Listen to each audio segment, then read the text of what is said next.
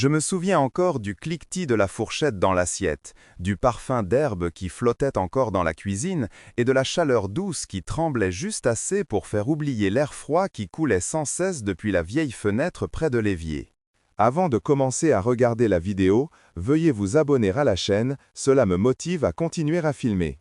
Mon fils était assis devant moi, penché sur son assiette comme il le faisait souvent, absorbé par la manière méthodique dont il organisait sa nourriture, séparant chaque élément, les alignant comme si une logique invisible guidait sa main.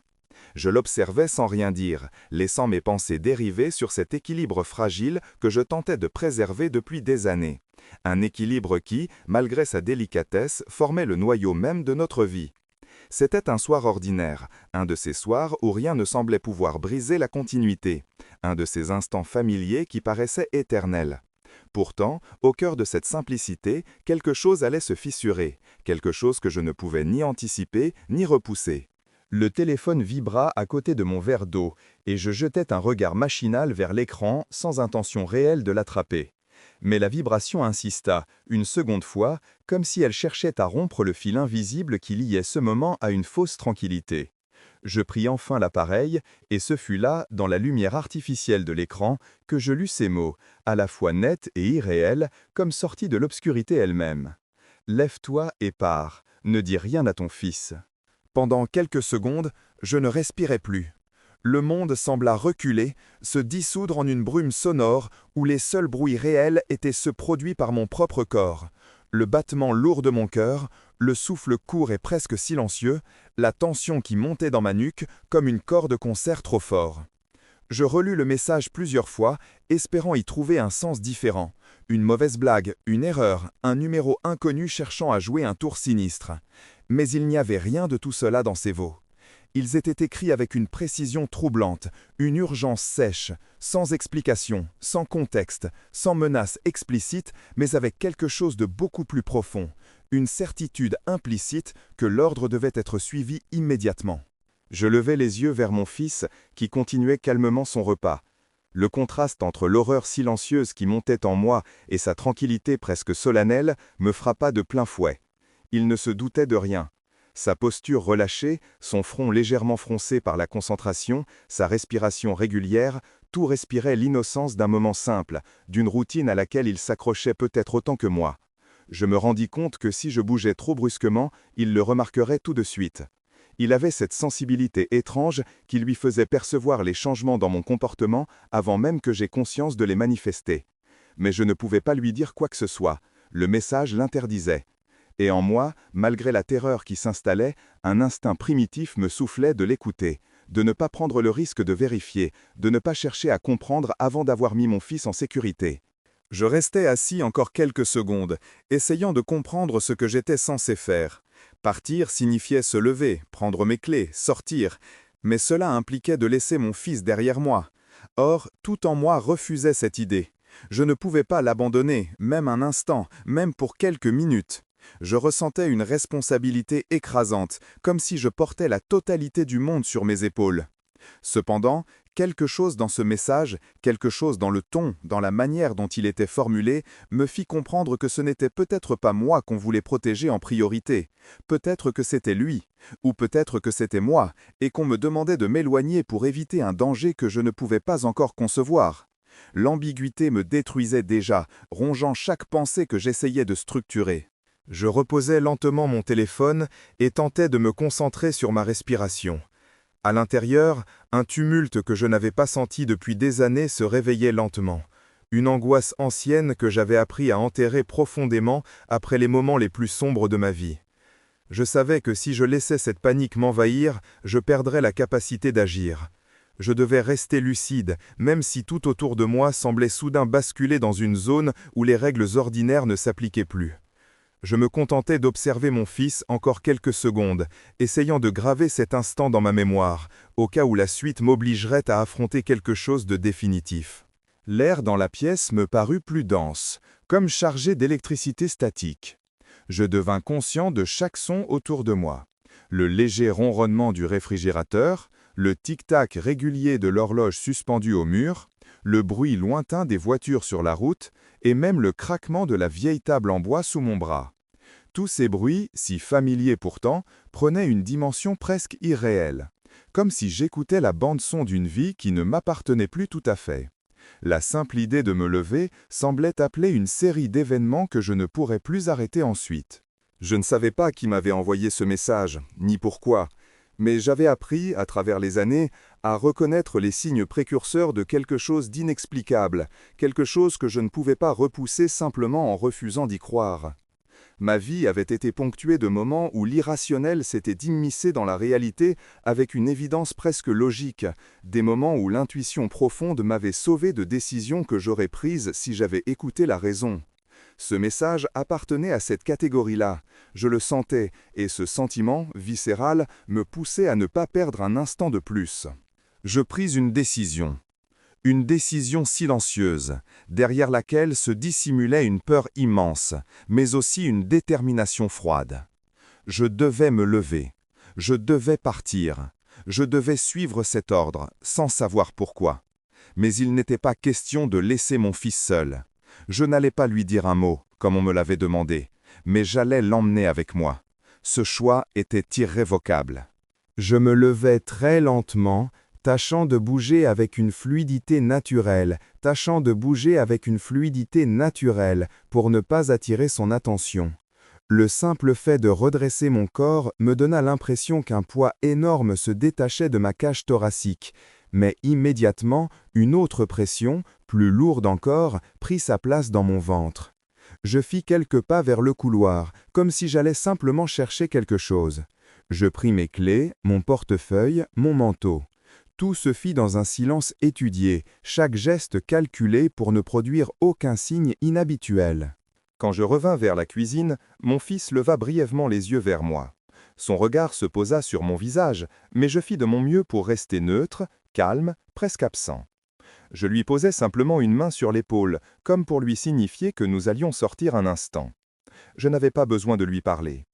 Il me suivit sans poser de questions, habitué à mes silences, habitué à ces moments où je communiquais avec lui autrement que par des mots.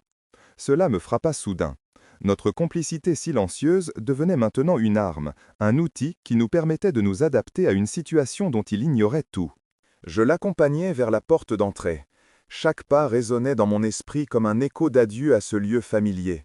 Je savais, sans pouvoir expliquer pourquoi, que ce que je faisais maintenant allait changer quelque chose d'irréversible dans notre vie. Une fois dehors, la nuit nous enveloppa immédiatement d'un froid mordant. La rue semblait trop calme, comme figée dans une immobilité anormale. Je regardais autour de moi, cherchant un signe, quelque chose qui m'indiquerait la nature du danger. Mais il n'y avait rien, simplement l'obscurité, les lampadaires, les ombres étirées sur le trottoir. Je pris la main de mon fils et l'entraînai vers la voiture. Je ne savais pas où aller. Je savais seulement que je devais m'éloigner. Je sentais que rester immobile serait une erreur, que l'immobilité elle-même était une forme d'appel, une invitation à être trouvé par ce que je fuyais sans connaître. Je démarrai et l'habitacle se remplit du ronronnement du moteur, une vibration qui, en temps normal, m'apaisait, mais qui ce soir-là résonnait comme un avertissement sourd.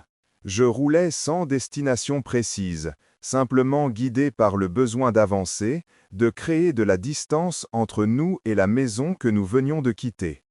Mon fils, silencieux, observait les lumières qui défilaient à travers la vitre, peut-être intrigué, mais trop respectueux de mes silences pour poser des questions.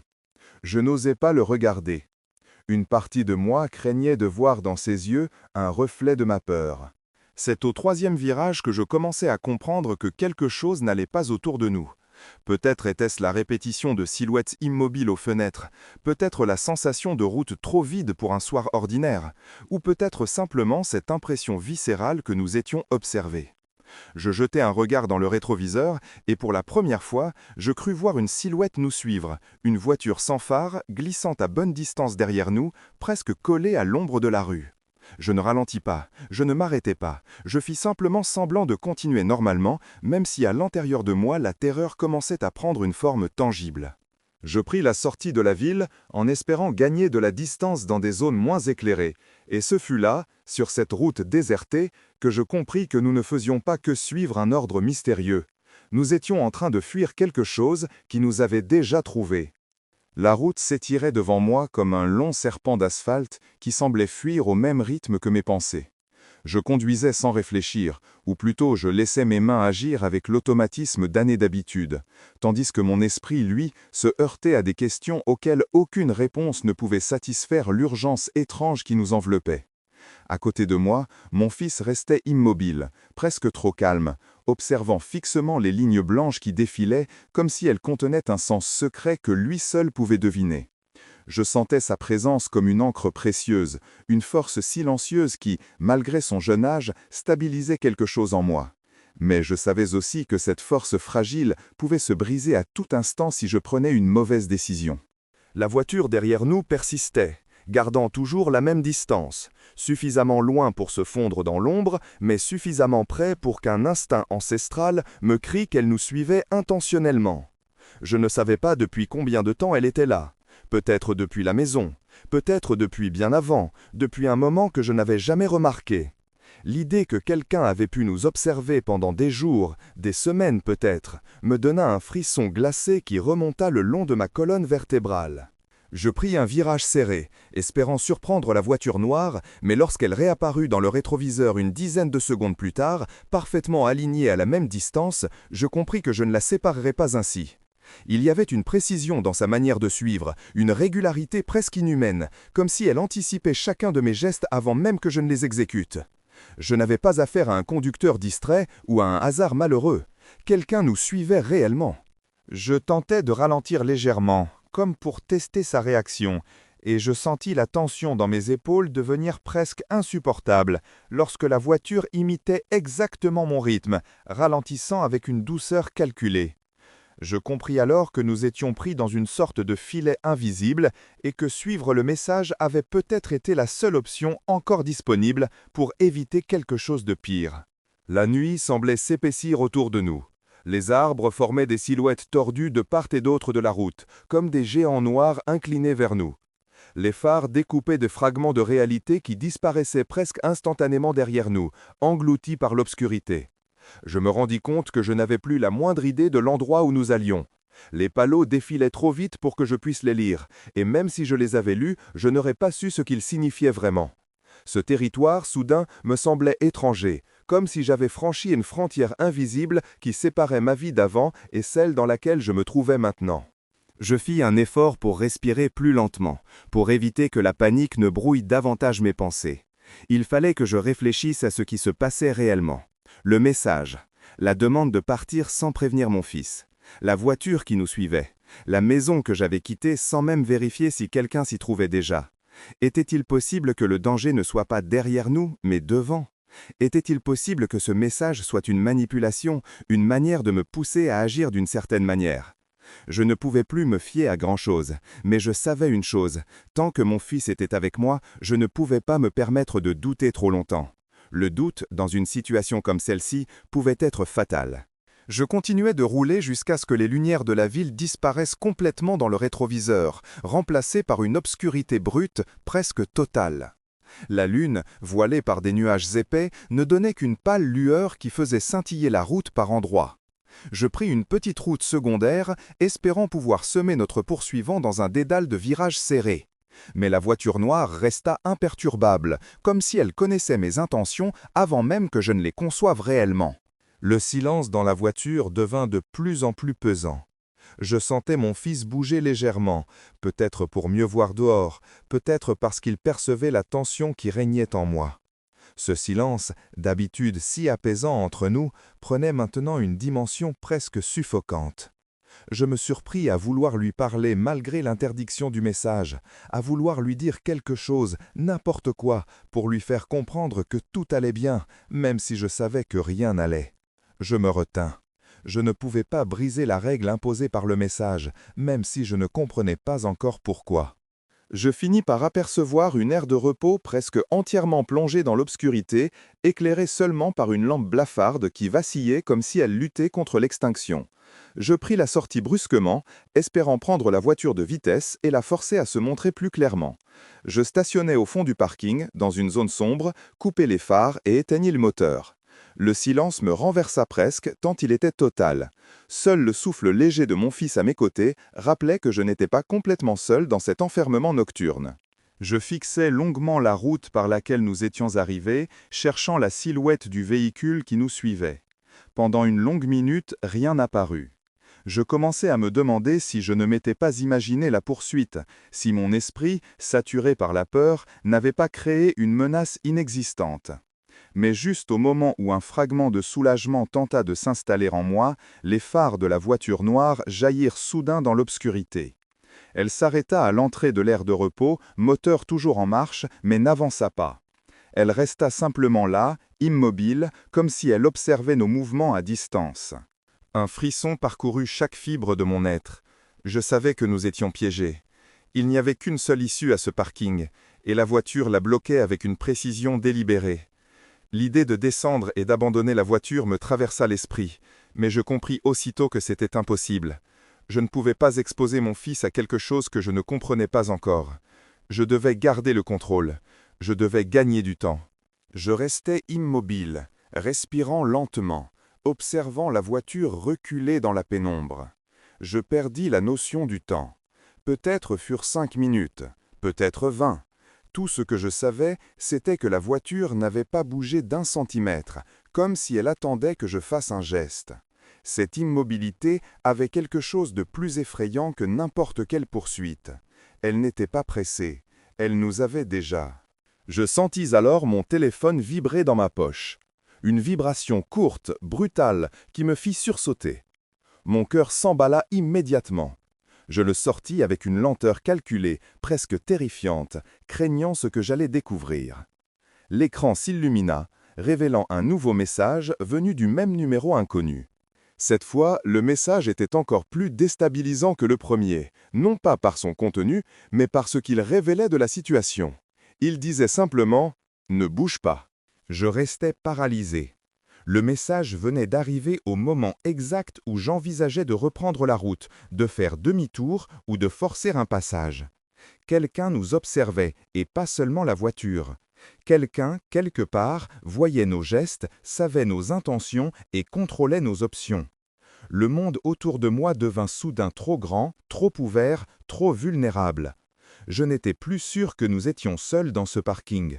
Peut-être y avait-il quelqu'un derrière les arbres, peut-être derrière nous, peut-être tout près.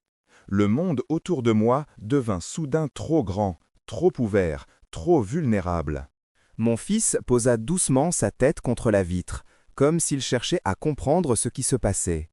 Je sentis ses mouvements et je me raidis, craignant que quelqu'un puisse penser à tort qu'il s'apprêtait à sortir. Je posai une main protectrice sur son bras, un geste instinctif, presque animal, comme si ce simple contact pouvait le préserver de tout ce qui se déroulait en dehors de la voiture. Je restais ainsi immobile, figé dans un mélange d'attente et d'angoisse, pendant ce qui me sembla être une éternité. La voiture noire était toujours là, silencieuse, ses phares éteints, mais je savais qu'elle ne partirait pas tant que je n'aurais pas reçu la suite des instructions, quelles qu'elles soient. Ce n'était plus une fuite, c'était un jeu d'obéissance dont j'ignorais les règles et les enjeux, un jeu dans lequel la moindre erreur pourrait avoir des conséquences que je n'osais même pas imaginer. Lorsque mon téléphone vibra de nouveau, mon souffle se coupa net. Je savais, avant même de lire le message, que tout allait se jouer maintenant. J'allumai l'écran et lus les nouveaux mots, écrits avec la même simplicité glaçante que les précédents.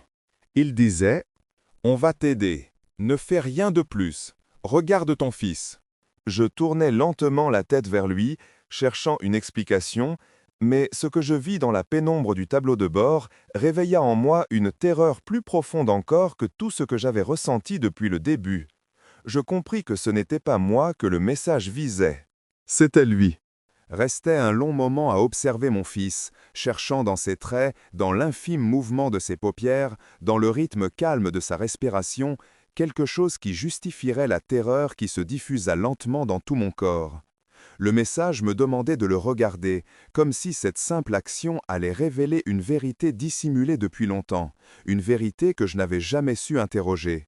Je fixais son visage, éclairé par les reflets du tableau de bord, et je me rendis compte que malgré les années passées à essayer de le protéger, je ne l'avais peut-être jamais vraiment observé comme on observe quelqu'un dont dépend toute notre existence.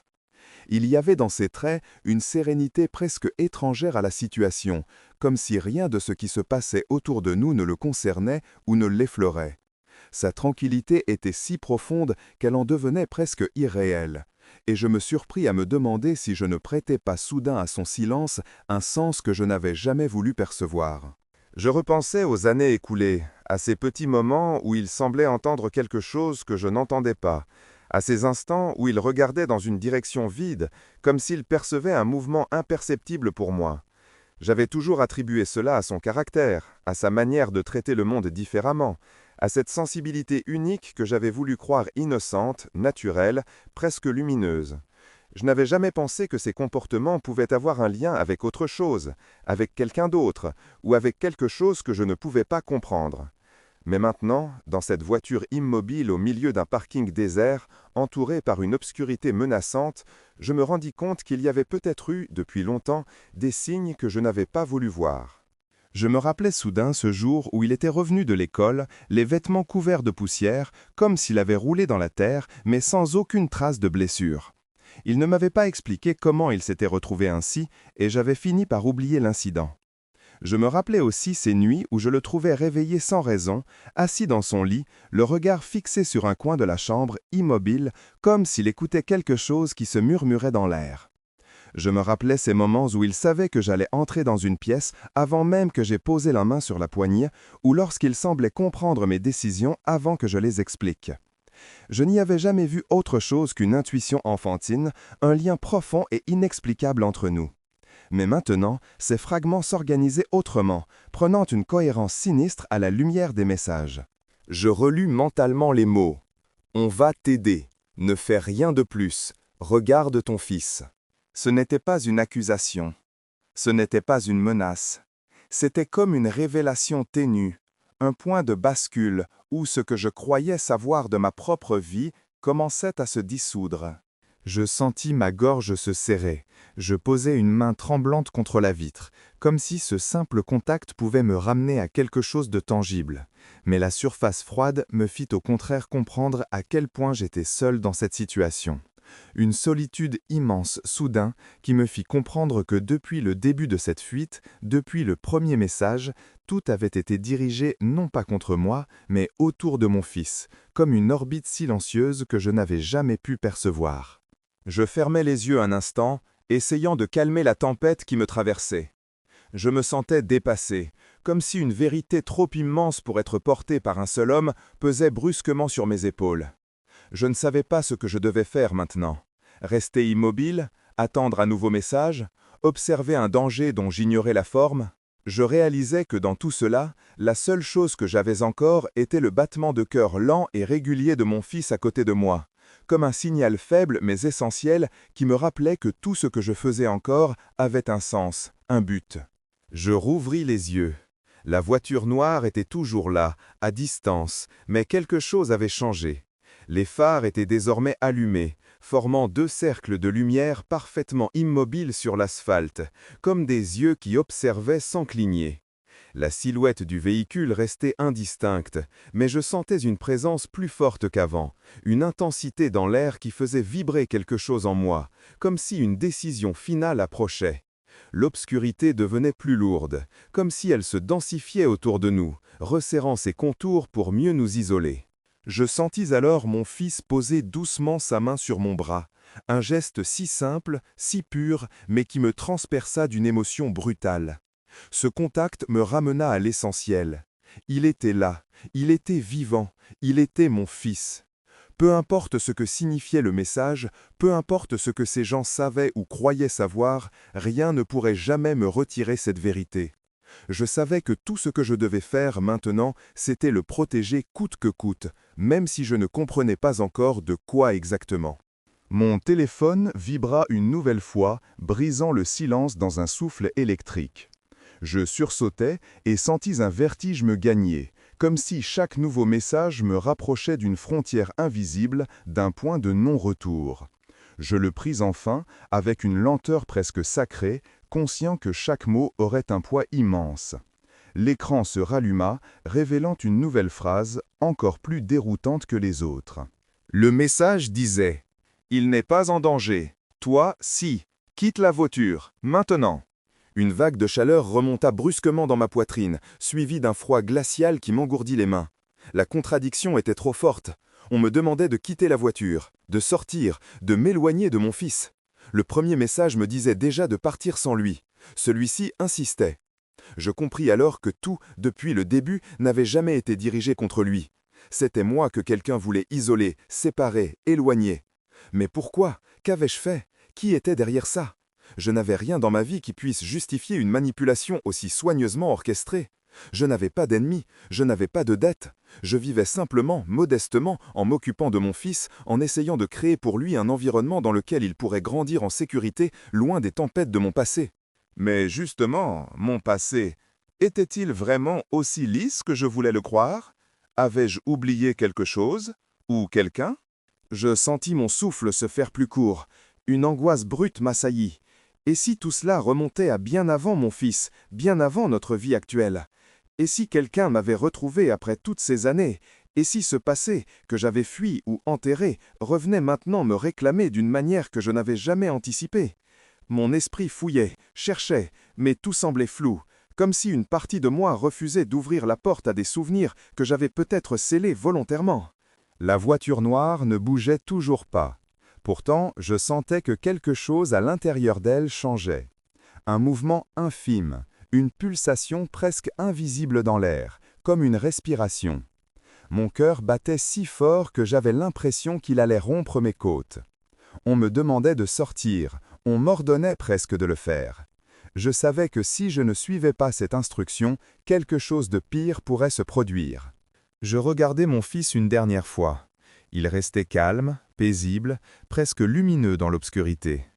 Je compris alors que la paix qui l'entourait, cette tranquillité presque surnaturelle, n'était pas un masque. Elle venait de lui. C'était lui, en vérité, qui n'était pas en danger. Il avait quelque chose en lui, quelque chose que les autres savaient, quelque chose qu'on cherchait à préserver. Et moi, j'étais peut-être devenu l'obstacle involontaire à cette protection. Je me sentais déchiré en deux. Quitter la voiture signifiait l'abandonner. Mais rester signifiait affronter un danger dont je ne connaissais pas l'ampleur, et qui, visiblement, ne concernait pas mon fils. Si je restais, je risquais de provoquer ce que ces inconnus semblaient vouloir éviter. Je posai la main sur la poignée de la porte. Ma main tremblait. Je ne savais plus si je devais obéir ou lutter. Je ne savais plus si sortir était une libération ou une condamnation. Je sentais seulement que le temps pressait, que demeurer immobile devenait une menace en soi. Je tirai sur la poignée. L'air froid de la nuit s'engouffra dans l'habitacle, coupant ma respiration. Je posai un pied dehors, puis l'autre, sans quitter mon fils des yeux. Il me regardait enfin, avec une profondeur que je n'avais jamais vue, une intensité qui me fit comprendre qu'il savait déjà ce qui allait se passer, peut-être depuis le début. Je fermai doucement la porte. La voiture noire alluma alors ses phares à pleine puissance, inondant le parking d'une lumière blanche et aveuglante. Ce fut le dernier moment où je vis mon fils, assis dans l'ombre douce du tableau de bord, avant que la lumière ne me submerge entièrement. Et je compris, trop tard, que ce n'était pas moi qui le protégeais. C'était lui, depuis le début, qui me protégeait de ce que je refusais encore de voir.